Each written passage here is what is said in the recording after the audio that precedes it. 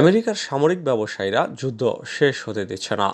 Vietnam যুদ্ধের মাঝখানে তৎকালীন সরকারের মুখপাত্র হেনরি কিসিঞ্জার বলেছিলেন, সামরিক বাহিনী প্রচলিত অর্থে যুদ্ধে জয়ী হলেই কেবল বিজয়ী হয়, অন্যথায় তারা সবসময়ই পরাজিত থাকে। পক্ষান্তরে যুদ্ধের পক্ষপাতীরা যুদ্ধ ছেড়ে দিলেই হেরে যায়, অন্যথায় তারা সবসময় জয়ী থাকে।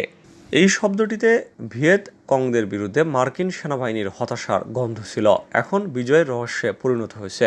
অবশ্য আজকাল মনে করা হচ্ছে যে আমেরিকান সেনাবাহিনী পক্ষপাতীদের মতোই কাজ করে। এখন ভিয়েতনাম যুদ্ধের কয়েক দশক পর যুদ্ধের সময় ভিয়েতনাম গেরিলাদের কাছে পৌঁছাতে ব্যর্থ হওয়া পেন্টাগন অবশেষে একটি সহজ সমাধানে পৌঁছেছিল। সমাধানটি হলো নীরবে কেউ যাতে বুঝতে না পারে বিজয়ের সংঘাত পরিবর্তন করে দেওয়া। যুদ্ধবাজরা বিজয়ের যে সংজ্ঞা দিয়েছিল তার জায়গায় পরিবর্তিত সংজ্ঞাটি প্রতিস্থাপন করে দেওয়া এবং বিশ্বাস করা যে যুদ্ধ ছেড়ে দিলেই যুদ্ধ হেরে যাওয়া হয়, ব্যাস। এই কৌশল কাজে লাগিয়ে সেনাবাহিনীকে অন্তহীন যুদ্ধ করার অনুমতি দেওয়া হয়েছিল। তাদেরকে এমনকি কংগ্রেসের আরোপিত বিধিনিষেধ থেকেও অনেকাংশে নিরাপদ রাখা হয়েছিল। যাই হোক, 2021 সালে এত শক্তিশালী ব্যবস্থা থাকা সত্ত্বেও পেন্টাগন আফগানিস্তান যুদ্ধে হেরে গেছে, কারণ গেরিলা যুদ্ধে তালেবানরা ছিল সিদ্ধহস্ত। তাই পেন্টাগন বাধ্য হয়েছিল এই যুদ্ধটিকেও তাদের দ্বিতীয় বিশ্বযুদ্ধ পরবর্তী পরাজয়ের দীর্ঘ তালিকায় যুক্ত করতে। কিন্তু এরই মধ্যে জনদৃষ্টির আড়ালে এবং কংগ্রেসের তত্ত্বাবধানে অনানুষ্ঠানিক যুদ্ধসহ অন্যান্য প্রক্সি যুদ্ধ অব্যাহত রয়েছে। উদাহরণস্বরূপ সিরিয়ার যুদ্ধের কথা বলা যায়, সেখানে মাত্র 10 বছর পড়েছে। ইরাক যুদ্ধকে 1990 সাল থেকেই ধরুন, আর 2003 বা 14 সাল থেকেই ধরুন, এখনও চলছে। সোমালি এবং আফ্রিকান উপকূলে মার্কিন সংঘাত 2 দশক ধরে চলছে।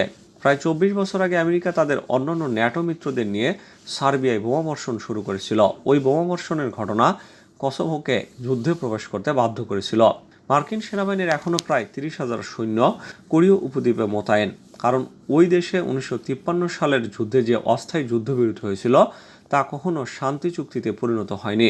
এমনকি 2021 সালে আফগানিস্তানে আমেরিকার পরাজয়ের গল্পেরও পরিসমাপ্তি ছিল না, কারণ 2022 সালে মার্কিন প্রেসিডেন্ট জো বাইডেন সন্ত্রাসবাদ বিরোধী যুদ্ধ ওভার দ্য হরিজন নাম দিয়ে আল কায়দার নেতা আয়মান আল জাওহিরির উপর ড্রোন হামলা চালিয়ে তাকে হত্যা করে।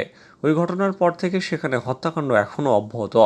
পেন্টাগন হয়তো যুদ্ধক্ষেত্রে আফগান যোদ্ধাদের বিরুদ্ধে দাঁড়াতে সক্ষম হবে না, কিন্তু এই ধরনের অসম যুদ্ধের ঘটনা লড়াই সংগ্রামের আগুনকে জিইয়ে রাখে। ধীরে সুস্থে চললেও যুদ্ধ চলমান থাকে।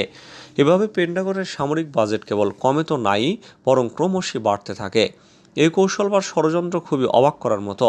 এখানেই রয়েছে যুদ্ধগুলোতে আমেরিকার উচ্চপদস্থ বেসামরিক কর্মকর্তা, জেনারেলগণ, ওই শিল্পে তাদের অংশীদাররা এবং এই আদর্শের অনুসারীদের জন্য বিশেষ বিজয়।